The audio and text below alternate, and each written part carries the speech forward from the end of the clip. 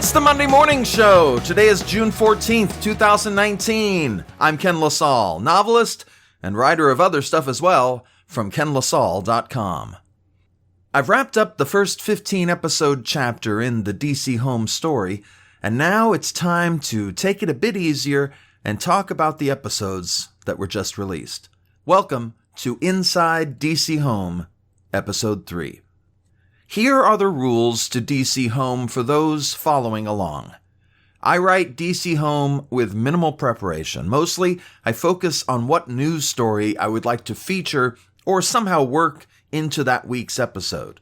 Then, I write it with no outlining or planning in advance. This is seat-of-the-pants writing with seat-of-the-pants plotting. At this point, the seat done be worn out of my pants. You'll soon be able to pick up the remastered copies of DC Home assembled in one collection on Audible, iTunes, Amazon, and etc.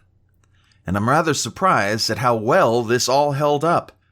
Keep in mind that this is all an experiment on my part. I wanted to shake up my writing and tell a story that came directly from my heart. And here we are. DC Home Volume 1 tells the story of Sherry Finn's fall from grace and financial stability, which ironically is the same kind of fall our nation faces. Everything we thought would hold us up has shriveled before the destructive stench of Trump, and the Obama economy is crumbling. All it took was Trump sabotaging it. Imagine. But I didn't set out to write the story of a person, a family, in despair. That's just where my soul is at, and I would argue, the soul of our country. And perhaps this explains my return to the topic of hope in not just one, but 3 recent episodes. So, without further ado, or don't, let's go through the episodes one by one, starting with Episode 11, Who Will Save Us from Trump's America? This episode followed Sherry trying to contend with the loss of her home and, eventually, homelessness. She doesn't see homelessness coming right away because, well, who does? Homelessness happens completely by surprise. Nobody chooses to be destitute, no matter what rumor you heard. 3 months had passed since Freedom Fried's landlord gave Sherry and her business the boot.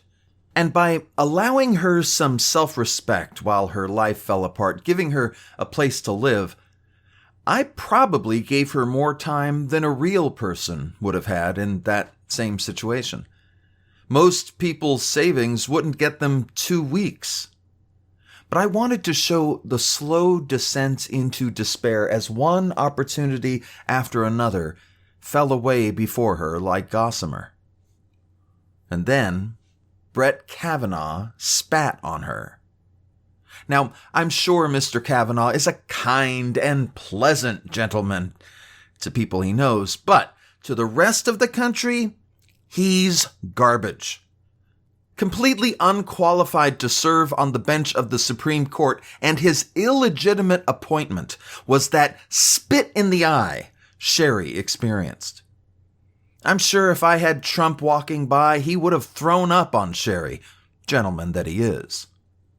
Episode 11 ends with Sherry and Sean finding shelter at a half or 3/4 of the way house called Uno Nomad. Uno Nomad was actually inspired by a hostel off of Pennsylvania Avenue called Duo Nomad. But I assure you the resemblance ends there. Uno Nomad and its owner, Greta, were complete fabrications on my part because I wanted someone to save Sherry, if only for a while. Episode 12 was especially difficult to write because I wanted to address the slew of anti-abortion legislation, anti-women rights legislation that was burning its way through state houses across the country. But I knew I couldn't put my words into Sherry's mouth because, in case it's not obvious, I'm a dude. And to be honest, I don't like interjecting myself into the abortion debate. It's really none of any man's business. Instead, I decided to talk about a group of people I know pretty well. White men. Shitbags that they are. Which takes us to the next two episodes, focusing primarily on the issue of hope. Hope has been on my mind quite a bit of late. You remember, of course, how President Obama used the idea of hope as a cornerstone to his presidency. And the anti-Obama people, the anti-hope people, way to pick a side, famously changed that hope to nope. I remember the memes. It was prophetic in a way. Because once they got rid of hope, they got their president of nope. Trump is about as nope as anyone can get. I never intended to write on the same subject back to back, but Sherry's wrestle with hope turned out to be very different from Sean's. Sherry hoped for a rescue from the sinkhole she found herself in, the sinkhole that had stolen her home and her business and was about to put her on the street. In the end, she didn't find a rescue.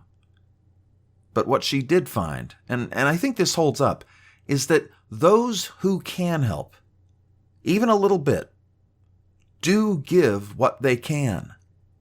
Trump and his Republican troglodytes who believe in the Randian objectivist idea that helping is an inherent evil, just like hope, forget the truth of the matter, which is that we all need help now and then. Sure, some need it less than others, but they are not immune. Trump is going to be at the mercy of a nurse one day. And I'm hoping that nurse is anything but a middle-aged white male, if you get my drift. Sean, on the other hand, saw no hope. He is of that age that believes in inevitability. Trump controls the government and therefore must win re-election. You cannot indict a sitting president. Trump isn't a lying, thieving, manipulative, racist, asshole traitor. Everyone else is just against him. This episode actually came to me as a way for Sean to stand up and speak up for just about the first time in the series. But as I wrote it, I remembered being Sean's age and how difficult speaking up is when other people's approval is so important. Sean's one moment of truth came as it so often did in my life, as it so often has in my life, which was short and followed by immediate retreat, leaving Sean alone. And I believe that's how Trump's people want us to see ourselves, as alone, impotent against the false strength, the puffery of old white men. But I didn't want Sean to suffer from being alone. And so I brought out old Herbert. Old Herbert hadn't been around in a while, and in fact, I had no plans to bring old Herbert back for some time. But I knew old Herbert was the only one who could save Sean at this point. And he did it with muffins. And I had no idea he would do it with muffins. As I said, I don't so much write these as much as I open up some sluice in my brain and let the words spill out. And so I watched with amazement as Sherry wandered into an event to help the homeless, which she had never considered herself. And as Sean sat down with old Herbert, the only other family he has next to Sherry. And now, a quick word on inconsistencies and contradictions. I'm finding them slipping into the stories, which I suppose isn't that surprising. They're a hallmark of seat-of-the-pants, no outlining or plotting kind of writing. My advice is just let it go. Nothing is 100% certain in real life either. What happens to Sherry and Sean? Well, old Herbert bails them out, in a way. Strange when the only person who helps you is an old Herbert. But when I sat down at the keyboard, all I could think about was that the House had yet to so much as censure so-called Attorney General Barr. After months of lying to the American people, after months of breaking the law, nothing was being done. Nothing had yet been done. We can't rely on our, let's call them leaders, at this point. We can't rely on the president, clearly. We can't rely on Congress, obviously. We can't rely on, well, I'll let you make your own list. We are at a point in history when we need each other more than ever. We have betrayed ourselves with our laziness and our apathy until we've elected a government of just about the worst of us, in many cases. Our leaders won't be better until we're better. And Sherry, Sean, and old Herbert, they're trying to be better. I hope you are too. I hope I am too. DC Home will return, I promise you that. And these first 15 episodes are being collected and remastered for the first DC Home collection, available soon on Audible, iTunes, Amazon, and I think I just said that twice. Until next time, be good to yourself, be kind to others, and let's make this world a better place.